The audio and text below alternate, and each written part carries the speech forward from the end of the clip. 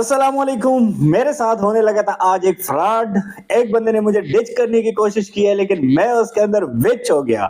आप लोगों की भी मशवरा दूंगा कि आप लोग भी इस फ्रॉड से बचिएगा। बचने के लिए आप लोग ने इस वीडियो को एंड तक लाजमी देखने हैं।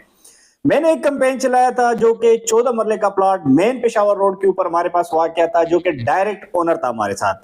उन्होंने हमें टास्क दिया था कि कासिम भाई आप इस प्लॉट को बेचें, इसके अंदर जो है ना आपका एक आल्टो निकल आएगा। मुझे ये मेरा था टास्क। मैंने इस टास्क को अचीव करने के लिए कंपेन चलाई है, वीडियो बना के इसके ऊपर कंपेन चलाई है, जो कि मुझे डिफरेंट नंबर डिफरेंट ओवरसीज क्लाइंटों ने रब्ता किया है। उसमें से एक क्लाइंट ने मुझे नाइजीरिया से रब्ता किया है, जो कि खुद को शो कर रहा था कि मैं एक चावल की कंपनी का मालिक हूँ। उन्होंने मेरे प्लाट से डिटेल ली है, मैंने सारी डिटेल उनके साथ शेयर की है। फिर उसके बाद उन्होंने बोला है कि मुझे ये प्लाट नहीं चाहिए, क्योंकि ये जो जमीन है ये लीज पे है। मुझे आपको एक ऐसी जगह पे जमीन ला के दें, प्रॉपर्टी ला के दें, जो कि रेंटल वैल्यू कम से कम 20 से 25 लाख हो। जनाब मैंने एक दो दिन वर्किंग करने के बाद उसको एक प्लाजा निकाल के दिया, जो कि मेन मरी रोड के ऊपर वाकया था, जिसकी टोटल डिमांड 60 करोड़ रुपया थी और उसके रेंटल वैल्यू जो है ना 28 से 30 लाख रुपए बनता था। मैंने वो डिटेल उनके साथ शेयर की है, तो जनाब उसका मैसेज आया कि कासिम भाई ये तो मेरे बजट से है बाहर। अब आपने ये करना है कि मेरे बजट के मुताबिक ही आपने चीज करके देनी है। बजट तो कोई नहीं है, मैं अपने एक दोस्त को भी मिला के उनके साथ कर लूंगा, लेकिन आपने ये करना है कि उसकी रेंटल वैल्यू ठीक हो। मैंने कहा ठीक है। हमारे पास एक और ऑप्शन था, प्रोजेक्ट बन रहा है जो कि मेन रेंज रोड के ऊपर है, उसकी डिटेल आपसे बाद में शेयर करूंगा। मैंने उनके साथ ऑप्शन निकाल के शेयर कर दिया।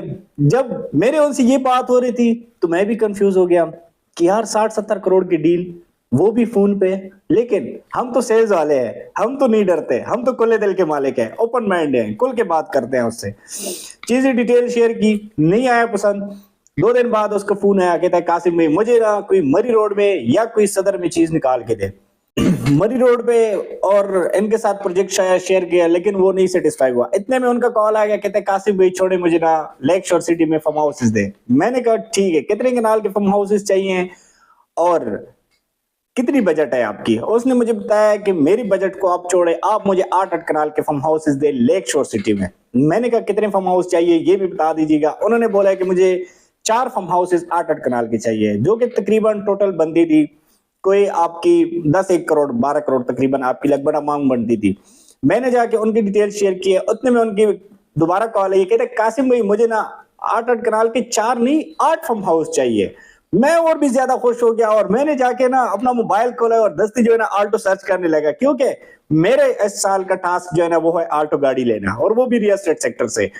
जनाब मैंने सर्चिंग शुरू की, इतनी देर में उनकी कॉल आ गई है कि मुझे ना आप प्रॉपर सेटिस्फाई करो, मुझे कहां पे लैंड देंगे, कहां पे चीजें होंगी। काफी चीजें उनके साथ शेयर करने के बावजूद भी काफी मगज खपाई। ये तकरीबन टोटल कोई 10-15 दिन का प्रोसेस था, सारा उनके साथ मगज खपाई कर करके ना आखिर में मुझे जब मेरे समझ आ गया कि यहाँ पे मुझे जो है ना समझ नहीं आ रही, अब इसको मैं कैसी क्लोजिंग की तरफ ले, तो मैंने ना अपने ओनर सदात हुसैन शाह साहब से अपना कीमती वक्त लिया है और उनको साथ जाके डायरेक्ट कॉल पे बात करवाई है। उन्होंने काफी मुतमईन किया है। जब उनसे कॉल बंद की है तो दस्ती उन्होंने मुझे कॉल किया, कहते कासिम भाई आप मुझे अकाउंट नंबर शेयर कर दिए, मैं अभी आपके अकाउंट में 10 से 15 हजार डॉलर कर रहा हूँ, पेमेंट कर रहा हूँ, जो कि 40 से 45 लाख रुपया बनता है। बाकी मैं और फैसल भाई आएंगे, बाकी सारी पेमेंट आपको क्लियर करवाएंगे और आप हमें जो है ना इसके ऊपर वो कर दे, बुकिंग वगैरह कर दे। मैंने कहा ठीक है। जब मैंने कॉल बंद की, जैसे ही मैं कॉल बंद की उठ के नमाज पढ़ने लगा, इतनी देर में उनकी फिर कॉल आ गई। मैंने कहा यार नमाज पढ़ लूं या कॉल पिक कर लूं। फिर मैंने कॉल पिक की, मैंने कहा चलो नमाज के लिए भी 2-4 मिनट है, मैं चला जाऊंगा। कॉल पिक की तो कॉल उनके साथ बात की, कहते कासिम भाई डिस्काउंट कितना देंगे। मैंने कहा सर डिस्काउंट किधर से आ गया, पहले तो आपने डिस्काउंट की बात ही नहीं की, अभी आप डिस्काउंट मांग रहे हैं। बहरहाल डिस्काउंट कर करके ना मैंने फिर जाके सदर साहब को कॉल की। मैंने कहा सर जी इस तरह के सीने, कहते हैं हो जाएगा डिस्काउंट, जितना भी चाहता है मिल जाएगा इनको। अच्छा खासा डिस्काउंट करवाने के बाद मैंने जब जाके क्लोज की है तो मैं इतनी देर में आपके इनके साथ अकाउंट शेयर करने लगा। अकाउंट शेयर किए तो मैं उठ के नमाज पढ़ने लगा, चला गया वुजू करके मस्जिद में नमाज पढ़ी है, उसके बाद दुआ की है। इतने दिन बाद जो है ना इतनी बड़ी डील हो गई है।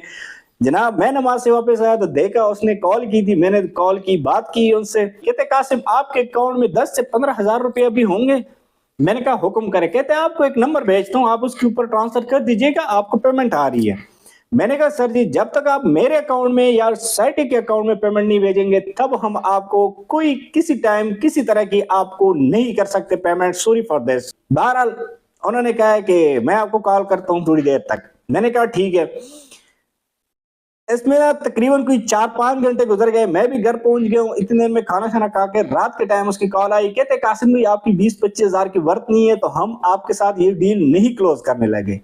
मैं भी हंसने लगा, मैंने कहा सर जी। कहते जी, मैंने कहा अगर आपने 20-25 हजार का तड़का लगाना था तो मेरा 15-16 दिन का टाइम ना वेस्ट कर लेते, हम उसी टाइम ही ये डील क्लोज कर लेते, उसी टाइम ही, अगर आपने ये तड़का लगाना था।